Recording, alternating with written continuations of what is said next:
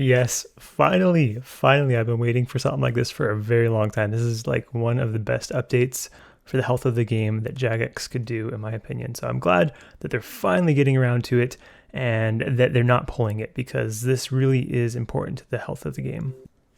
So what the update is Jagex right now, the proposal is that they're going to tax 2% whenever you sell anything. So if you were to sell something for 10 mil, 2% would be 200K. So basically there's gonna be a chunk of money that's gonna be removed from whatever you sell your item for. And then that GP that is removed from your sell is gonna be used to buy other items. And then when it buys those other items, it's just gonna delete those items. So for example, let's say throughout the day, 1 billion GP is removed through that tax. That 1 billion GP is then going to be used to buy items, and all of the items that are bought with that taxed gold, all of those items will be deleted from the game. So this is going to be a very good item sync that the game has needed for a very long time. If you guys remember back, I think it is my most popular video still, was talking about the game's economy and the direction it's going with just way too many items along with a ton of gold. Basically, my main points from that video were that gold and items were both being devalued. And now we finally see Jagex acknowledging that and doing something to fix that. They have done a lot to fix the gold problem. For a long time now, we've had a lot of gold sinks, but they've never really gotten around to fixing the item problem. And lately we have seen a lot of items dropping in value. And personally, in my opinion, the reason for that is because we have a lot of gold sinks, but we don't have a lot of item sinks. So they were kind of mismatched, and that's why the item prices were going down. Of course, there's a lot of reasons that add to why prices do what they do, but I think that was one of the biggest reasons. So we've had this problem for a long time that we just went over, and now we know Jagex is finally trying to fix it, as I just went over how they're trying to do that. So what does that mean for you guys? How is this going to affect the game, and how is this going to affect your gameplay? First, before talking about that, let's kind of discuss what is value. Like what is value when it comes to an item's value?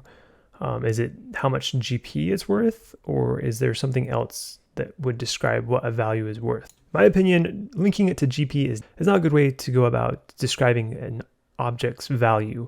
A better thing would be to tie it to a more stable currency, so possibly real world money. Or one way to describe an object's value is how much you can do with it in game.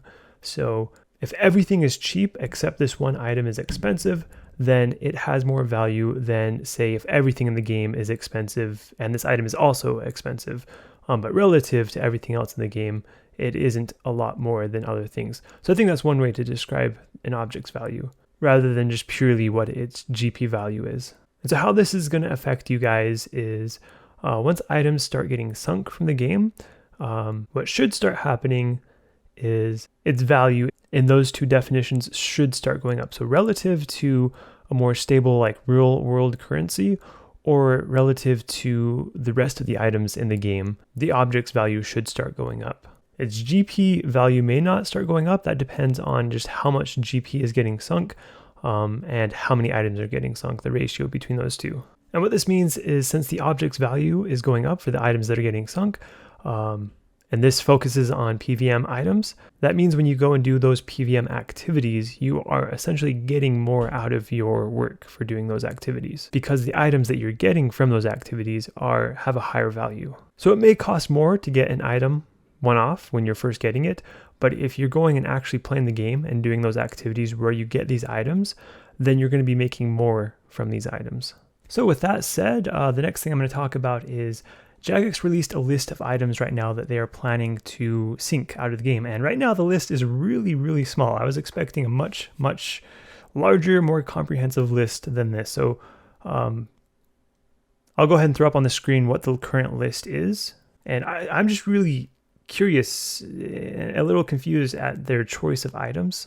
Really, just in total, looking at Jagex's list, it looks like they have some select items that they feel like the price should be higher, and those are the items they're putting on there. In my opinion, pretty much every PVM item should be on the list. But if everything is not going to be on there and we do have to just pick some items, I'm going to go ahead and name some items I think should also be on the list. So first off, before listing my items, in my opinion, really we should be focusing more on the older items that have a bigger stockpile of them in the game. Those should be sunk more than the newer items that aren't as stockpiled.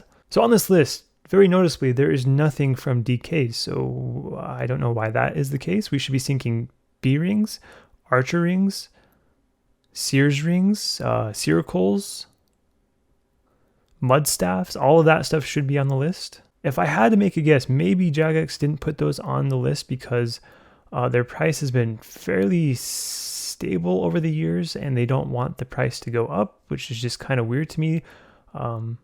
With how devalued GP is right now, like a 10 mil B ring really, I mean, in my opinion, there's nothing wrong with that. 20 mil B ring. If you're actually doing DKs, that is great. Another thing that should be on the list is skilling bosses. I don't know why any of these are not on there. They're some of the most farmed bosses, or at least like Zalcano was very farmed back in the day by Venezuelan gold farmers. So its rare items have crashed a ton, and I don't know why its items aren't on this list, because right now they're definitely not where they should be at. True, you can turn like a crystal tool seed into shards, so that is a way to sink the item, but in my opinion right now it is not worth what it was on release, and definitely not worth what it should be worth. Same with like Zalcano shard, that's basically worthless at this point. So I definitely think Zalcano's uniques should be on the table. Wintertodt Tome of Fires should be on the table. Tome of Waters from the Temperoth should be on the table. Barrows is a huge one. I don't know why that one's not on the table either. Like those items, once again, I would have to guess that Jagex don't want the price of those items to go up because they feel like they're mid-tier items and they want mid-game players to be able to access those items. And if they're too expensive, then they can't access them.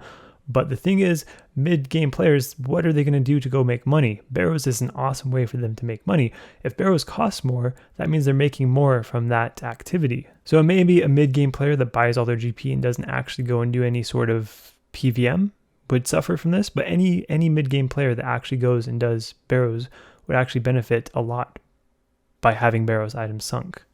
So once again, the focus I think should be on older bosses, so stuff from like Zulrah, stuff from Thermi, so Smoke Battlestaff, Occults, Dragon Chains from Kalphite Queen. All dragon equipment I think should be in there because right now I think pretty much everything is alch value. Maybe D-Chain isn't alch, but like Dragon Plate Legs, they're just alched. There was a point when they were worth more than the alch value, and I think that is fair for them to be worth more than the alch value. So like Dragon Plate Legs, Dragon Plate Skirt, Dragon Chain Body, Dragon Med Helm, that should all be on there. Interestingly, from Nightmare, only the staff and the orbs are on there. I don't know, once again, why that is. Maybe Jagex feel those should be valued more and the armor should not be valued more. But in my opinion, the armor should be on there as well. From Corp, there is no Ellie. Ellie should be on there in my opinion as well. So yeah, the block just came out, or I just saw it just a couple hours ago, so I haven't had a lot of time to think about this. I'm sure there's some stuff I didn't think about and talk about here, but those were my initial thoughts. This is something I'm really excited for, so I'd love to hear your guys' opinions. Like the video or dislike it if you disagree, but make sure to leave a comment explaining why. I'd love there to be a lot of dialogue, a lot of discussion around this, so that hopefully when Jagex implement this, they can do it correctly and do what's best for the game. So I'm pretty excited. I hope you guys are as well, and we will see you guys in my next video.